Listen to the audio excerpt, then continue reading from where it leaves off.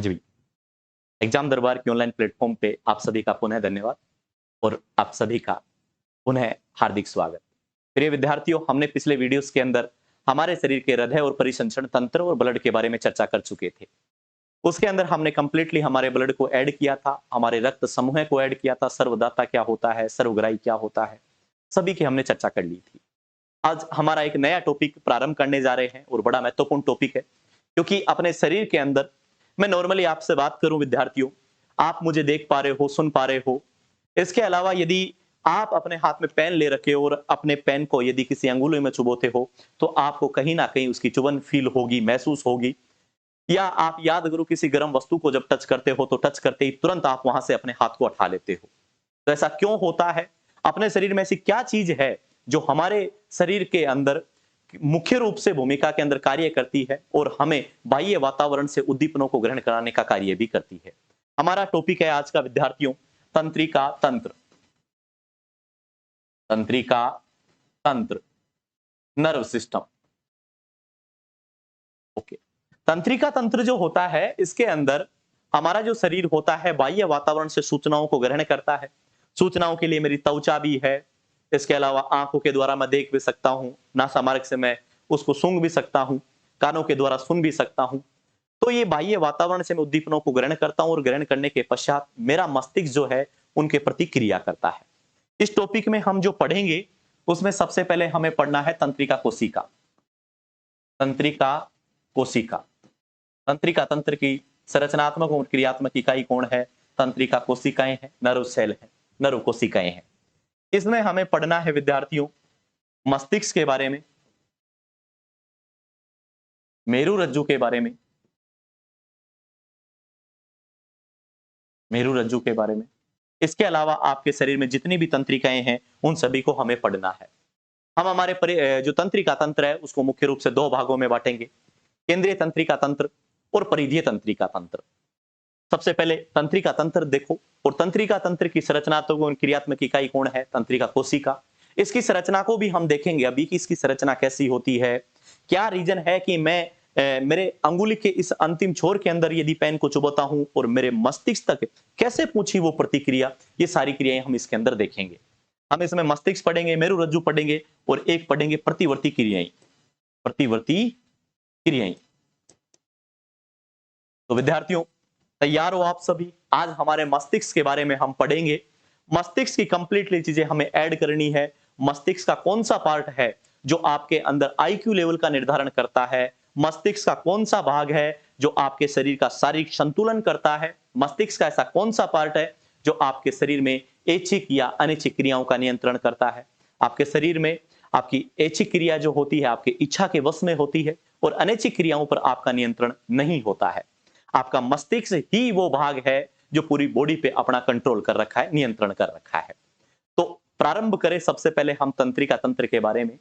तो तंत्रिका तंत्र की संरचनात्मक एवं क्रियात्मक इकाई कौन है? नर्व सेल, तंत्रिका कोशिकाएं। तंत्रिका कोशिकाएं जो होती हैं उनके अंदर कभी भी विभाजन नहीं होता है। आपने एक चीज जरूर सुना होगा कि किसी भी व्यक्ति को बाइक चलाते समय सलाह दी जाती है कि आपको हेलमेट का प्रयोग करना चाहिए, क्योंकि हमारा जो मस्तिष्क है वो केंद्रीय तंत्रिका तंत्र का भाग है। और अगर एक बार आपकी तंत्रिकाएं डैमेज हो गई, एक बार आपकी तंत्रिकाएं नष्ट हो गई, तो उस स्थिति में आपकी तंत्रिकाएं पुनः नहीं बनेगी। और जब आपकी मस्तिष्क की तंत्रिकाएं एक बार नष्ट हो गई, सेल्स कोशिकाएं एक बार नष्ट हो गई और वो दोबारा नहीं बन रही है, तो उस स्थिति में आपके जो मस्तिष्क की कोशिकाएं हैं वो वैसी के वैसी डैमेज रह जाएंगी जैसी वो किसी दुर्घटना के समय हुई है। इसीलिए सलाह दी जाती है कि आपको यदि बाइक चलाते समय हेलमेट का प्रयोग करना चाहिए, क्योंकि अगर एक बार तंत्रिकाएं नष्ट हो गई तो वो दोबारा नहीं बनेंगी। चर्चा करेंगे इनकी कैसा क्या होता है। तारक के अंदर जो होता है, तारक काय जो होता है वो अनुपस्थित होता है। तो विद्यार्थियों, हम हमारे इस टॉपिक को आगे की ओर बढ़ाते हैं। सबसे पहले हमने पढ़ा तंत्रिका तंत्र के बारे में। तंत्रिका तंत्र जो है हमारे शरीर का मुख्य रूप से वह तंत्र है जो भ्रूणीय अवस्था के दौरान ही निर्मित हो जाता है। दूसरी चीज, तंत्रिका कोशिकाएं क्या है? तंत्रिका तंत्र की तंत्रिका तंत्र की संरचनात्मक एवं क्रियात्मक इकाई, क्रियात्मक इकाई न्यूरॉन कहलाती है। न्यूरॉन कहलाती है। क्या कहते हैं भाई? इसे न्यूरॉन कहते हैं। मैं एक बार न्यूरॉन की संरचना आपके सामने बना रहा हूं विद्यार्थियों। ये हमारे शरीर के अंदर न्यूरॉन्स होती हैं। हालांकि इस टॉपिक को भी हमें बहुत ज्यादा डीपली मात्रा में पढ़ना भी है। ये हमारी न्यूरॉन्स हैं जिनकी मैंने आपके सामने संरचना बनाई है। देखो, न्यूरॉन्स के अंतिम जो भाग होते हैं वो धागे नुमा प्रवर्ध के रूप में पाए जाते हैं और इन्हें हम कहते हैं दुर्मिका। इनको हम कहते हैं दुर्मिका। और बीचों बीच के अंदर इसमें जो फ्लूइड भरा होता है उसको हम कोशिकाकाय कहते हैं। ये इसमें भरा होता है, इसको कहते हैं कोशिकाकाय। कोशिकाकाय। और कोशिकाकाय के आगे की ओर जो लंबी पाइपाकार संरचना है इसको हम कहते हैं तंत्रिकाक्ष। तंत्रिकाक्ष। और तंत्रिका कोशिका के अंतिम जो सिरे होते हैं वो फूले हुए रहते हैं। अब ध्यान से समझो, ये मेरी कोई तंत्रिका कोशिका है और ये मेरी अंगुली के अंदर मेरे हाथ में उपस्थित है।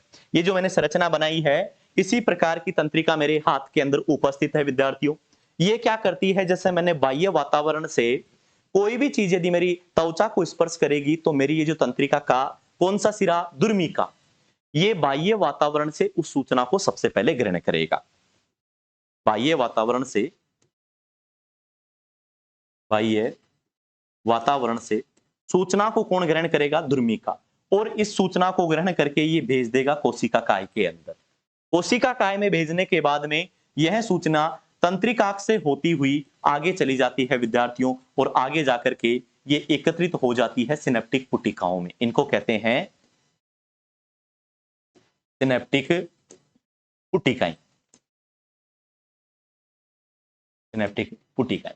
सिनेप्टिक पुटिकाएं जो होती हैं उनके अंदर जाकर के ये सूचना एकत्रित हो जाती है, और जब ये सिनेप्टिक पुटिकाएं फट जाती हैं तो ये सूचना बाहर विस्तृत हो जाती है, और बाहर इससे आगे दूसरी तंत्रिका जुड़ी होती है जिसके जो दुर्मिका वाले भाग हैं वो इस सूचना को ग्रहण कर लेते हैं। अर्थात मेरे शरीर के अंदर एक तंत्रिका, दूसरी तंत्रिका, तीसरी तंत्रिका, अर्थात एक तंत्रिका से आगे दूसरी तंत्रिका जुड़ी होती है, जो कि सिनेप्टिक पुटिकाओं के द्वारा सूचनाओं को बाहर विस्तृत कर दिया जाता है, और दूसरी तंत्रिका कोशिका जो होती है उसकी जो दुर्मिकाएं होती हैं वो सूचना को ग्रहण कर लेती हैं और आगे की ओर विस्तृत करती रहती हैं और मेरे मस्तिष्क के पास में भेजने का कार्य करती हैं।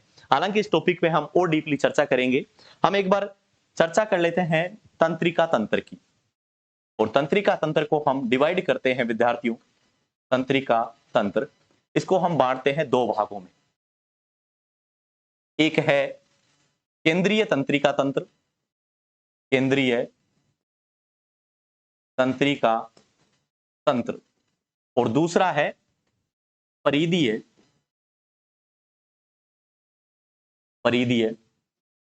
तंत्रिका तंत्र। एक है केंद्रीय तंत्रिका तंत्र और दूसरा है परिधीय तंत्रिका तंत्र। यहां पे इसको बोलोगे CNS और इसको बोलोगे PNS। केंद्रीय तंत्रिका तंत्र जो होता है इसमें आपके मुख्य रूप से सम्मिलित होते हैं मस्तिष्क और मेरुरज्जु। मस्तिष्क और मेरुरज्जु। मस्तिष्क और मेरुरज्जु। इसके अलावा परिधीय तंत्रिका तंत्र जो होता है इसमें आपके कपालीय तंत्रिकाएं, कपालीय तंत्रिकाएं, मेरु तंत्रिकाएं, मेरु तंत्रिकाएं, और एक स्वायत्त तंत्रिका तंत्र जो होता है जिसमें आपको पढ़ना है अनुकंपी, अनुकंपी, और एक पढ़ना है परानुकंपी, परानुकंपी। तो विद्यार्थियों देखो, हमने हमारे शरीर में जो तंत्रिका तंत्र है उस तंत्रिका तंत्र को हमने दो भागों में बांट दिया, केंद्रीय तंत्रिका तंत्र और परिधीय तंत्रिका तंत्र। केंद्रीय तंत्रिका तंत्र के अंदर हमारे शरीर के जो पार्ट्स उपस्थित हैं उसको हम मस्तिष्क और मेरुरज्जु को ऐड करेंगे। और परिधीय के अंदर हमारी जो कपालीय तंत्रिकाएं हैं, मेरु तंत्रिकाएं हैं, इसके अलावा स्वायत्त तंत्रिका तंत्र जो होता है जिसमें अनुकंपी और परानुकंपी सम्मिलित है। तो ये चार्ट जो मैंने बनाया है ये हमें तंत्रिकाओं के अंदर पढ़ना है, जिसमें हमें केंद्रीय तंत्रिका तंत्र और परिधीय तंत्रिका तंत्र को भी मुख्य रूप से पढ़ना है। प्रारंभ करें सबसे पहले मस्तिष्क के बारे में। मैं यहां मस्तिष्क की कुछ संरचनाएं आप लोगों को बताऊंगा। और मस्तिष्क जो होता है ये मुख्य रूप से पार्ट के अंदर अगर इसको डिवाइड करें हम, तो इसको हमने 3 पार्ट के अंदर मुख्य रूप से डिवाइड किया है। मस्तिष्क जो होता है वो 3 प्रकार का होता है। अग्र मस्तिष्क, अग्र मस्तिष्क, दूसरा है मध्य मस्तिष्क और तीसरा है पश्च मस्तिष्क।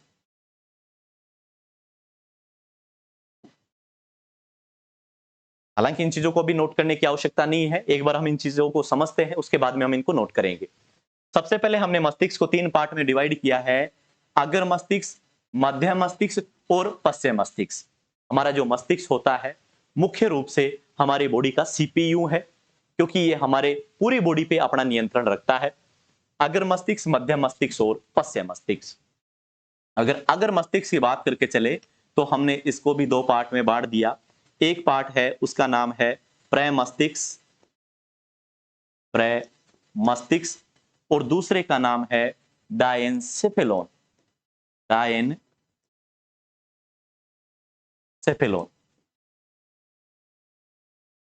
मध्य मस्तिष्क को हम कोई पार्ट में डिवाइड नहीं करेंगे और पश्च मस्तिष्क को हम बांटेंगे विद्यार्थियों अनुमस्तिष्क, अनुमस्तिष्क, पोन्स और मेडुला ओब्लोगेटा। एक बार आपको नोट करने की आवश्यकता नहीं है विद्यार्थियों, ये तंत्रिका तंत्र को समझने का प्रयास करो, फिर हम इसको नोट करेंगे। हमने हमारे मस्तिष्क को 3 भागों में डिवाइड कर दिया, अग्र मस्तिष्क, मध्य मस्तिष्क और पश्च मस्तिष्क। हालांकि इसको हम विस्तार से पढ़ेंगे, सभी चीजों को हमें समझते हुए इसमें पढ़ना है। लेकिन एक बार हम इस चैप्टर की थोड़ी बेसिक सी जानकारी प्राप्त करते हैं और इसका थोड़ा सार बनाने की कोशिश करते हैं कि इस चैप्टर को हमें पढ़ना कैसे है। तो मस्तिष्क को 3 पार्ट में डिवाइड किया, अग्र मस्तिष्क, मध्य मस्तिष्क और पश्च मस्तिष्क। अग्र मस्तिष्क को मुख्य रूप से हमने 2 पार्ट में बांट दिया, प्रमस्तिष्क और डायनसेफेलोन। मध्य मस्तिष्क को हमें किसी पार्ट में डिवाइड नहीं करना और पश्च मस्तिष्क को हमने 3 भागों में बांट दिया, अनुमस्तिष्क, पोन्स और मेडुला।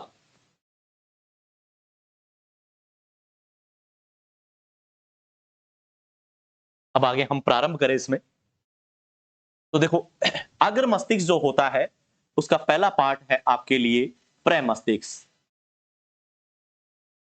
और प्रमस्तिष्क के अंदर हम कह सकते हैं कि यह मस्तिष्क का सबसे बड़ा भाग है। आपके मस्तिष्क का सबसे बड़ा भाग कौन सा है? प्रमस्तिष्क आपके कंप्लीटली मस्तिष्क का सबसे बड़ा भाग है, बड़ा भाग। इसके अलावा प्रमस्तिष्क जो होता है ये 2 गोलार्धों से मिलकर के बना होता है। एक गोलार्ध का नाम है उत्तरी गोलार्ध और एक का दक्षिणी। उत्तरी और दक्षिणी गोलार्ध आप पृथ्वी के अंदर पढ़ते हो, तो ऐसा नहीं है, इसके अंदर हमें पूर्वी और पश्चिमी के रूप में भी यहां पे ले सकते हैं। 2 गोलार्ध उपस्थित है और दोनों के दोनों जो गोलार्ध होते हैं वो जुड़े होते हैं कॉर्पस कैलोसम द्वारा। कॉर्पस कैलोसम के द्वारा ये जुड़े होते हैं। ये हमारे मस्तिष्क के दोनों गोलार्धों के अंदर कुछ यहाँ पे अंतर्वलन पाए जाते हैं। आपने सुना होगा कि इसको याद करते ही तुरंत याद हो जाता है, मेरे को याद करने के पश्चात भी याद नहीं होता। तो ऐसा क्या रीजन है कि हमारे मस्तिष्क का आईक्यू लेवल जो है वो किसी को एक बार देखते ही याद हो जाता है, किसी को बार बार रिपीट करना पड़ता है, पढ़ना पड़ता है, फिर भी वो याद नहीं होता। तो आपके मस्तिष्क के अंदर सबसे ज्यादा अगर कोई पार्ट महत्वपूर्ण भूमिका निभाता है तो वह प्रमस्तिष्क। और प्रमस्तिष्क आपके शरीर का बुद्धिमत्ता का केंद्र है। और प्रमस्तिष्क 2 गोलार्धों से मिलकर के बना होता है। उन दोनों गोलार्धों के अंदर जितने ज्यादा मात्रा में अंतर्वलन होंगे उतना ही ज्यादा आईक्यू लेवल होगा। अब ऐसा तो है नहीं कि जन्म के पश्चात भी आप जेनेटिकली रूप से ये उपस्थित होते हैं, उसके पश्चात भी आप सोचो कि इनकी संख्या बढ़ाई कैसे जाए। तो याद रखो विद्यार्थियों, ये जितने ज्यादा अंतर्वलन होंगे उतना ज्यादा क्या होगा? आईक्यू लेवल होगा। अगर ये अंतर्वलन बहुत कम है तो आईक्यू लेवल भी क्या होगा, कम होगा, और जितनी ज्यादा इनकी संख्या उतना ही ज्यादा आईक्यू लेवल होगा। अब यहां महत्वपूर्ण क्वेश्चन ये आता है कि क्या सभी चीजें हमारे प्रेमस्तिष्क के अंदर कैद होती हैं? जो चीज मैं याद करता हूं वो मेरे प्रेमस्तिष्क में ही जाती है क्या? तो हमारे शरीर के अंदर एक हमारा प्रेमस्तिष्क है और एक हमारा सबकॉन्शियस माइंड होता है। जो चीज प्रेमस्तिष्क में गई है वो चीज हमारे प्रेमस्तिष्क के अंदर स्थायी रूप से नहीं रहती है, लेकिन यदि सबकॉन्शियस माइंड के अंदर कोई चीज चली गई तो वो चीज हमेशा परमानेंटली आपके बॉडी के अंदर या आपके ब्रेन के अंदर रह जाएगी। जैसे आपको याद हो तो आपको बचपन के अंदर एबीसीडी सिखाई गई थी, कुछ गिनतियां सिखाई गई थी, वो आज भी आप लोगों को याद है। आपका नाम, आपके माता पिता का नाम आपको याद होता है। आप लोग कई बार अपने घर के लिए निकलते हो, आप रास्ते के अंदर कहीं खो जाते हो, पता नहीं आपका ध्यान कहाँ है, लेकिन फिर भी आप घर पे पहुंच जाते हो, तो उस समय आपके ब्रेन में वो जो रास्ता था वो आपके सबकॉन्शियस माइंड के अंदर ऐड था, आपको बताने की आवश्यकता नहीं पड़ी। कई बार ड्राइवर जो होता है वो नींद की झपकी ले लेता है और वो गाड़ी चलती रहती है, तो उसमें उसका जो सबकॉन्शियस माइंड है उसमें वो रास्ता पहले से ऐड हुआ रहता है। कई बार कोई जो व्यक्ति है वो नींद के अंदर उठ करके चलने की कोशिश भी करता है, दरवाजा भी खोल लेता है और चल भी पाता है। ये सब चीजें जो है वो सबकॉन्शियस माइंड की वजह से संभव हो पाती है। तो आप भी यदि किसी चीज को याद करते हो और याद करने के पश्चात उसे भूल जाते हो, तो इसका मतलब है कि आपने सिर्फ और सिर्फ उस चीज को रटा है, और रटने का अर्थ है आपने उसको प्रमस्तिष्क में ऐड किया है, अभी तक आपने उसको आपके सबकॉन्शियस माइंड में नहीं भेजा है।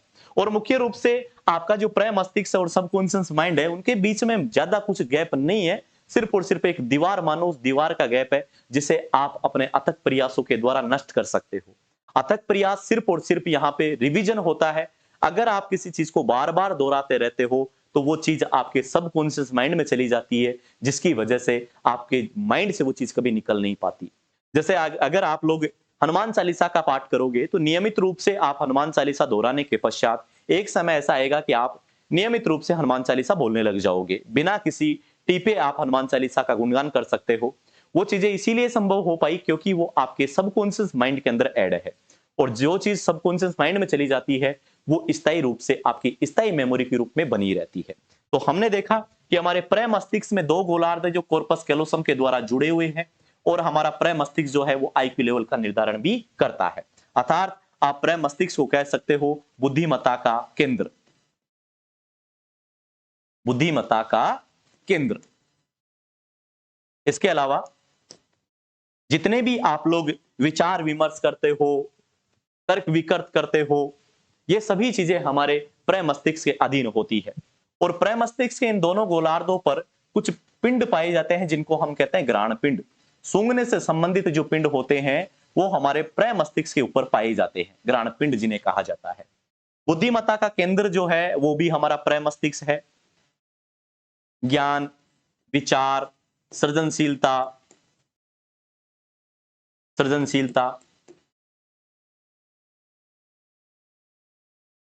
ये सभी कार्य किसके हैं? प्रमस्तिष्क के। और एक कार्य और है इसका, सूंघने से संबंधित, यानी ग्रहण पिंड कहां पाए जाते हैं? आपके प्रमस्तिष्क गोलार्धों पर। तो सूंघने का कार्य भी कौन करता है? प्रमस्तिष्क करता है। एक यहां से बार बार एग्जाम्स में जो क्वेश्चन आता है वो महत्वपूर्ण ये है कि यहां ऐच्छिक क्रियाओं का, ऐच्छिक क्रियाओं का नियंत्रण होता है।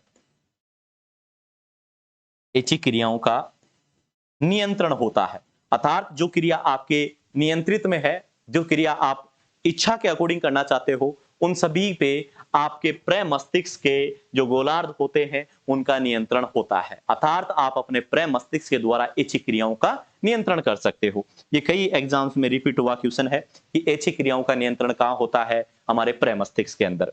ज्ञान, विचार, सृजनशीलता, बुद्धिमत्ता का केंद्र कौन है? प्रमस्तिष्क। कितने गोलार्ध हैं? दो गोलार्ध होते हैं, और दोनों गोलार्ध किससे जुड़े होते हैं? कॉर्पस कैलोसम के द्वारा जुड़े होते हैं। दूसरा भाग हमने यहां पे जो है वो लिया है डायनसेफेलॉन, डायनसेफेलॉन। और डायनसेफेलॉन के अंदर मुख्य रूप से इसको हम तीन पार्ट में बांटते हैं। जो सबसे महत्वपूर्ण पार्ट है हमारा हाइपोथैलेमस। यहां पे हाइपोथैलेमस के बारे में आपने पहले पढ़ा भी होगा। हाइपोथैलेमस जो होता है इसका सर्वाधिक महत्वपूर्ण कार्य होता है कि यह आपके शरीर के अंदर ताप का नियमन करता है। ताप का नियमन करता है, अर्थात आपकी बॉडी के अंदर जो तापमान है उसको नियंत्रित रखने का कार्य करता है। आपकी बॉडी का जो टेम्परेचर है, तापमान है, वो हमेशा 37 डिग्री रहता है। चाहे सर्दी हो, चाहे बरसात हो, चाहे गर्मी हो, हमेशा आपकी बॉडी का जो तापमान है वो 37 डिग्री रहेगा। ना इससे कम होगा, ना इससे ज्यादा होगा। अगर कम होगा तो भी आपके शरीर के लिए नुकसानदायक, और अगर अधिक हो गया तो भी आपके शरीर के लिए क्या है, ये नुकसानदायक। दूसरा इसका महत्वपूर्ण कार्य होता है भूख प्यास का केंद्र। भूख प्यास का केंद्र कौन है भाई? हाइपोथैलेमस। इसके अलावा ये प्रमस्तिष्क से साथ में मिलकर के लिम्बिक तंत्र बनाता है, और लिम्बिक तंत्र का जो कार्य है वो होता है प्यार, प्रेम, ईर्ष्या, नफरत, घृणा। ये सभी जो कार्य होते हैं, ये आपका हाइपोथैलेमस जो है वो प्रमस्तिष्क से साथ में मिलकर के लिम्बिक तंत्र बनाता है, और लिम्बिक तंत्र के ये सारे कार्य होते हैं प्यार, प्रेम, ईर्ष्या, नफरत, घृणा। और इन्हीं के द्वारा जो आप लोग अपने हृदय के लिए जिन चीजों का यूज करते हो, वो हृदय का कार्य नहीं होता, वो कार्य आपके हाइपोथैलेमस का होता है। और हाइपोथैलेमस का प्राथमिक कार्य ताप का नियमन, भूख प्यास का केंद्र, और यह प्रमस्तिष्क या लिम्बिक तंत्र बना करके प्यार, प्रेम, ईर्ष्या, नफरत, घृणा आदि कार्य करता है। ये बेसिक सी जानकारी मैंने आपको हृदय की, आपके माइंड की या ब्रेन की दी है। इसके बाद में दूसरा पार्ट आपका आता है मध्य मस्तिष्क। मध्य मस्तिष्क, तो मध्य मस्तिष्क जो होता है उसके अंदर 4 पिंड पाए जाते हैं, और चारों पिंड जो होते हैं वो मुख्य रूप से अपनी भूमिका निभाते हैं। और मध्य मस्तिष्क में आपको जो चीज ध्यान रखनी है कि यहां 2 कार्य होते हैं। सूंघने से संबंधित आपका प्रमस्तिष्क कर चुका है, तो सुनने और देखने से संबंधित जो कार्य होता है वो किसके अधीन होता है? मध्य मस्तिष्क के अधीन होता है। तीसरा पार्ट हमने पश्चिम मस्तिष्क, यानी हमारे मस्तिष्क का जो सबसे पीछे का भाग था उसको हम कहते हैं पश्चिम मस्तिष्क। और पश्चिम मस्तिष्क को हमने कितने पार्ट में डिवाइड कर दिया था? 3 पार्ट के अंदर डिवाइड कर दिया था। एक बार इसको बेसिक सी जानकारी के तौर पे समझो, फिर हम इसको डीपली पढ़ेंगे और इसको लिखेंगे भी। हमने 3 पार्ट में बांट दिया था। पहला था हमारा अनुमस्तिष्क, अनुमस्तिष्क, दूसरा था पोन्स, और तीसरा था मेडुला। अनुमस्तिष्क जो होता है ये एक महत्वपूर्ण है, ये एग्जाम्स में पूछे जाने वाला क्वेश्चन है। ये है शारीरिक संतुलन, यह है शारीरिक संतुलन बनाने का कार्य करता है।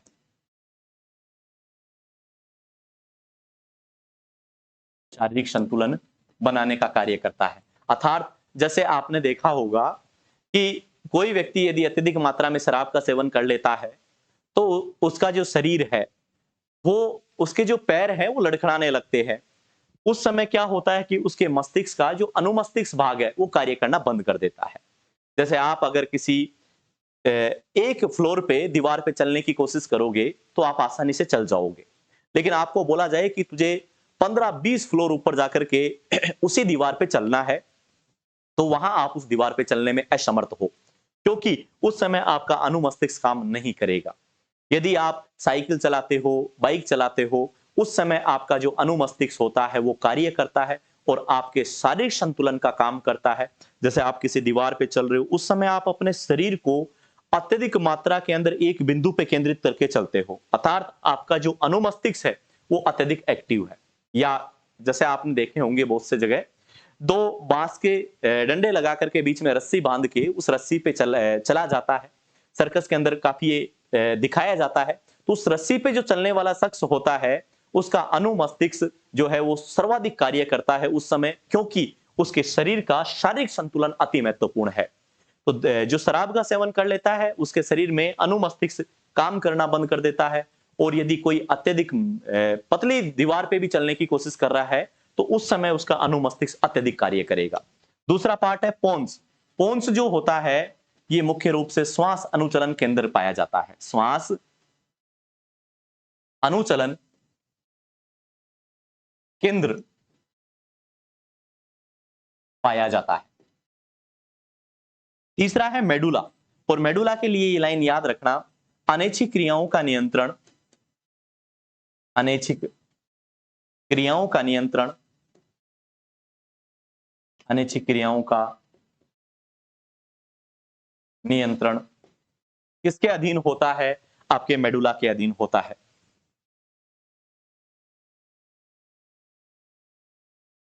मेडुला के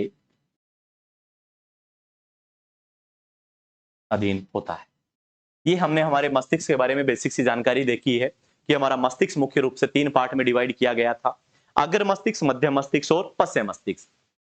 हालांकि अपने को तंत्रिका तंत्र डीपली पढ़ना है, लेकिन तंत्रिका तंत्र में सर्वाधिक क्वेश्चन पूछा जाता है वो मस्तिष्क से आता है, और मस्तिष्क से जो मैंने चीजें बताई है वहां से क्वेश्चन पूछने की संभावना होती है, लेकिन हमें इसको और भी डीपली पढ़ना है, लिखना भी है सारी चीजें। तो याद रखना, मस्तिष्क जो होता है वो 3 पार्ट में डिवाइड है, अग्र मस्तिष्क, मध्य मस्तिष्क और पश्च मस्तिष्क। अग्र मस्तिष्क 2 भागों में, मुख्य रूप से प्रमस्तिष्क और डायनसेफेलोन। प्रमस्तिष्क का कार्य होता है बुद्धिमत्ता का केंद्र, विचार, सृजनशीलता, बुद्धिमत्ता, सूंघने की क्षमता, ये सभी प्रमस्तिष्क के कार्य हैं। ऐच्छिक क्रियाओं का नियंत्रण भी किसके अधीन होता है? प्रमस्तिष्क के अधीन होता है। लेकिन दूसरा पार्ट आपका जो डायनसेफेलोन है उसमें हमें सिर्फ और सिर्फ हाइपोथैलेमस पढ़ना होता है, थैलेमस वगैरह की जानकारी हमें ज्यादा नहीं चाहिए। हाइपोथैलेमस जो होता है वो ताप का नियमन, भूख प्यास का केंद्र पाया जाता है, और ये प्रमस्तिष्क के साथ में मिलकर के लिम्बिक तंत्र का निर्माण करता है, और लिम्बिक तंत्र जो होता है भूख प्यास केंद्र के अलावा आपके शरीर में प्यार, प्रेम, ईर्ष्या, नफरत, घृणा आदि का कार्य भी करता है। मध्य मस्तिष्क जो होता है वो देखने और सुनने से संबंधित होता है। तीसरा पार्ट अपने मस्तिष्क का होता है उसको हम पश्च मस्तिष्क कहते हैं, और यह अनुमस्तिष्क, पोन्स और मेडुला में डिवाइड होता है। अनुमस्तिष्क आपके शरीर का शारीरिक संतुलन बनाए रखने का काम करते हैं, और पोन्स जो है उसमें श्वास अनुचरण केंद्र पाया जाता है। मेडुला जो होता है वो आपके शरीर की अनैच्छिक क्रियाओं का नियंत्रण करता है। ये हमने एक मस्तिष्क के बारे में बेसिक सी जानकारी सीखी है विद्यार्थियों, बाकी हम देखेंगे अगले वीडियो के अंदर।